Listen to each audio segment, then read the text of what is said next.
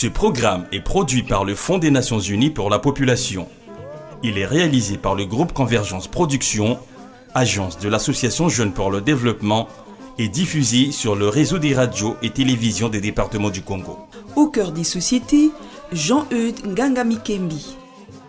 Bonjour et bienvenue dans cette émission qui nous plonge au cœur des populations autochtones pour évoquer un sujet non sans importance. Le suivi des grossesses et les complications qui peuvent surgir pendant l'accouchement dans cette société partagée entre modernité et pratiques traditionnelles ancestrales. Je vous propose de suivre ce reportage. Dans le département du Niari, au sud du Congo, le village Poro.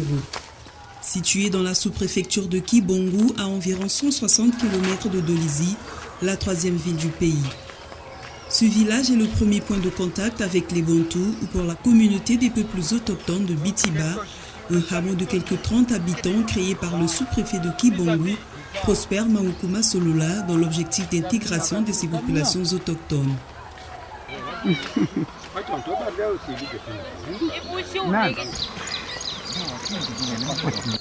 C'est ici que nous posons nos valises pour une journée afin de voir si les grossesses des femmes autochtones sont suivies et les complications qui peuvent surgir pendant la grossesse et l'accouchement.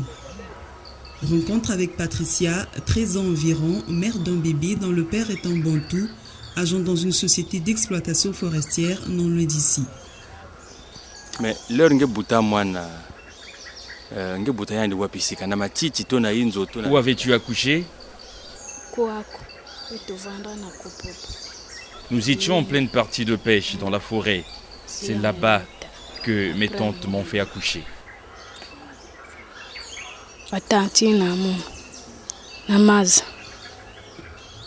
Patricia, un petit Moré, est aidée par sa grand-mère dans les réponses à nos questions. Ça avait commencé la nuit et au matin, des gens sont venus m'annoncer la nouvelle.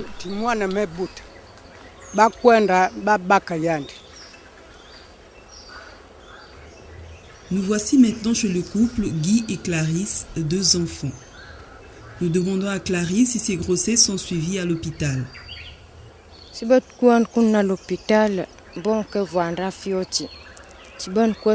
Quand nous allons à l'hôpital, nous n'avons pas suffisamment d'argent.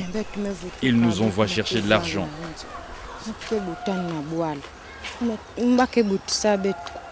C'est ainsi que nous sommes obligés d'accoucher au village. C'est la belle-mère qui m'a fait accoucher.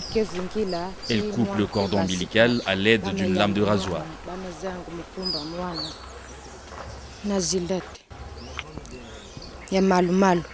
Clarisse reconnaît qu'il y a parfois des complications du fait du non-suivi des grossesses.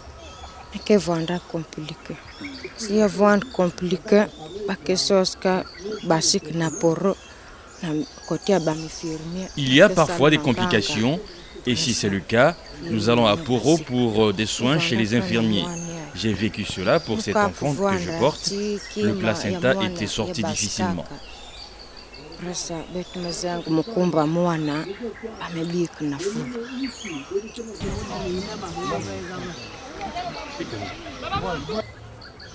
Pourtant, la loi 5/2011 du 25 février 2011 portant promotion et protection des droits des populations autochtones précise, en son article 23 que je cite, « L'État assure l'accès des populations autochtones aux soins de santé primaires à travers la création des centres de santé communautaires adaptés à leurs besoins dans les zones où elles habitent, ainsi que l'assistance médicale et sociale dans les zones où les populations autochtones habitent, en tenant compte de la situation spécifique des femmes et des enfants. » Fin de citation.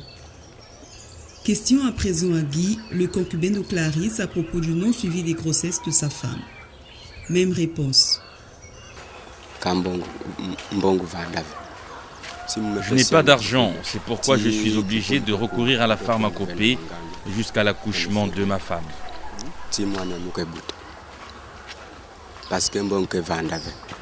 Cette belle-mère accoucheuse, la voici. Jackie, c'est la sage-femme principale du village Bitiba. Mungu kaibutisha na maboko ya Mungu. Mungu kaitule maboko na isi na makulu ya yandi. Je fais accoucher avec ma main. Je tends ma main pour recevoir le bébé simplement. Je coupe le cordon ombilical avec une lame de rasoir.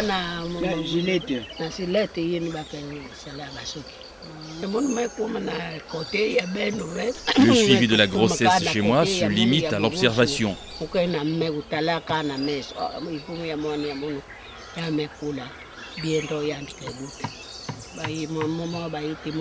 Je donne des tisanes aux femmes gestantes pour accélérer et faciliter l'accouchement. Au Mbongi où nous nous trouvons, un homme confirme qu'à l'hôpital, on leur demande toujours de l'argent et il y a des complications pendant les accouchements pratiqués au village. Il y en a qui sont à l'hôpital. Si on me salve à peser, toujours pas que je demande un bon. Si je me demande un bon, je vais pas que salve tout, je vais pas bongo, je vais salve à peser. On demande toujours de l'argent à l'hôpital et l'homme est obligé d'aller le chercher cet argent.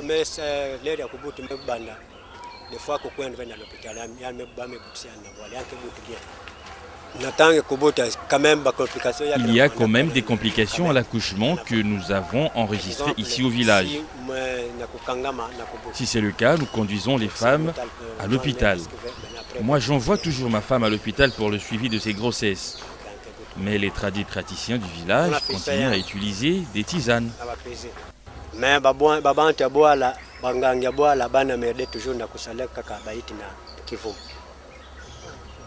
Difficulté d'accès à la médecine moderne, faute d'argent, recours à la médecine traditionnelle et le docteur ici s'appelle vis-à-vis. Je donne des tisanes aux femmes pour le suivi de leur grossesse. Des tisanes à boire, d'autres mélangées dans le bain, d'autres encore pour les massages.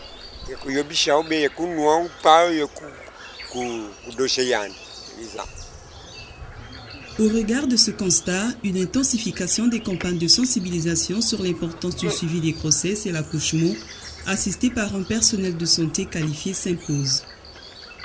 L'assistance qualifiée à l'accouchement est d'ailleurs encouragée par le Fonds des Nations Unies pour la population dans ses différentes publications, comme la mise à jour 2004 sur la mortalité maternelle. On peut y lire en effet que la majorité des décès liés à la maternité se produisent au terme de la grossesse, ce qui prouve la nécessité d'intervenir rapidement et à temps. Les principales complications causant la mortalité maternelle peuvent être résolues par une intervention médicale. C'est le cas pour les hémorragies graves, l'infection et l'éclampsie qui peuvent être traitées par un personnel qualifié dans un centre de santé. Personnel qualifié dans un centre de santé, nous nous sommes justement rapprochés de Louise Yombi, sage-femme principale au centre de santé intégré de Kibangu. Est-ce que quand vous allez dans les villages des peuples autochtones, il y a une adhésion massive des femmes autochtones à votre opération? Pour un premier temps, vous savez que les femmes autochtones, c'est un peu difficile de les avoir au premier temps. Mais avec l'habitude, parce que chaque mois, on a des CPN mobiles à faire aux autochtones et d'autres femmes enceintes. Et au premier temps, c'était un peu difficile. Mais par après, elles commençaient à venir petit à petit. Et souvent, on peut avoir 2 à 3 femmes dans le mois pendant notre CPN mobile. Est-ce que vous pensez que les femmes autochtones connaissent vraiment le danger de ne pas faire les consultations prénatales? Pour ça, après notre IEC, qu'on appelle information, communication, quand on les informe, on les éduque, on les communique le motif de notre mobile, il y a d'autres qui connaissent maintenant que les grossesses non suivies ne sont pas bonnes. Bon, d'autres viennent, mais il y a toujours d'autres qui résistent un peu. Mais sinon, il y a d'autres qui viennent, qui acceptent maintenant à faire les CPN. Et madame, s'il y avait un conseil, un message à lancer à l'endroit des femmes autochtones, vous dites quoi? Bon, pour ça, je peux dire que les femmes autochtones, maintenant là, elles ne sont plus comme des femmes avant, parce que là, ils habitent maintenant avec les Bantous. Ils sont ensemble avec les Bantous. Et on voit aussi que beaucoup de femmes autochtones sont engrossies par les hommes Bantous. Donc, ça vient à dire qu'il y a beaucoup de femmes autochtones qui sont maintenant entre nous et qui ont la possibilité de faire leur CPN. Ils acceptent maintenant à faire leur CPN et aussi les enfants à prendre les vaccins. Au moment de la CPN mobile, il y a aussi le PEV qui est accompagné et il y a aussi les enfants qui bénéficient des vaccins. La situation des consultations prénatales ou la prévention des difficultés liées à l'accouchement et la grossesse n'est pas seulement l'affaire des femmes autochtones, il y a aussi les femmes bantoues. Parlons de la situation par comparaison au niveau des femmes bantoues ici à Kibongo. Oui, il y a toujours des complications au moment de l'accouchement pour éviter les complications de mortalité ou de morbidité. On le rencontre souvent, mais ce qui est un peu difficile, c'est parfois le retard que les femmes viennent au centre.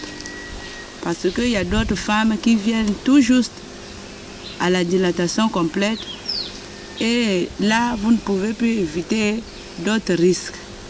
Mais s'ils viennent à temps, on a toujours la possibilité d'éviter que la femme rentre dans des complications. Parce que, comme vous le dites, il n'y a pas que les femmes autochtones, mais il y a aussi les femmes bantoues qui nous rendent aussi la vie difficile. Ici, dans le village, beaucoup de femmes n'aiment pas aussi suivre les pesées correctement. Ils viennent parfois à sa 3e trimestre qu'elle se présente à la CPN. Or, la CPN commence depuis le 3e mois de la grossesse, le 1er trimestre, le 2e trimestre et le 3e trimestre. Là, la femme est bien suivie pour tous les risques qui encourent pendant la période de la grossesse. Mais quand elle arrive à sa 3e trimestre, ou au moment où elle a des douleurs d'accouchement, tout juste quand elle accouche, là, vraiment, ça nous rend un peu difficile qu'on évite les risques de la mortalité infantile ou morbidité de la mère. Et les situations les plus graves que vous rencontrez pendant les accouchements, précisément, sont lesquelles? Bon, souvent, c'est l'hémorragie de la délivrance. Mais au moment où je suis ici, on n'a pas encore eu un cas de décès. On essaie toujours de nous débattre pour que ça passe en miable. Et les difficultés que vous avez pour terminer, ici au niveau de la maternité ou du CSI de Kibongo? Les difficultés, c'est le manque de produits. Parfois, il nous manque quelques produits pour le suivi de nos femmes. C'est pourquoi nous lançons un appel qu'on nous ravitaille pour quelques produits qui concernent les accouchements à la maternité. Merci. Vous venez là de suivre Louise Yombi, elle est sage-femme principale au centre de santé intégré de Kibongo. Elle répondait aux questions sur le suivi des grossesses et les complications qui peuvent surgir pendant l'accouchement. Merci d'avoir suivi cette émission qui a été montée par Judikael Moukala. Au revoir et à la prochaine occasion. Ce programme est produit par le Fonds des Nations Unies pour la population. Il est réalisé par le groupe Convergence Production, agence de l'association Jeunes pour le développement, et diffusé sur le réseau des radios et télévisions des départements du Congo.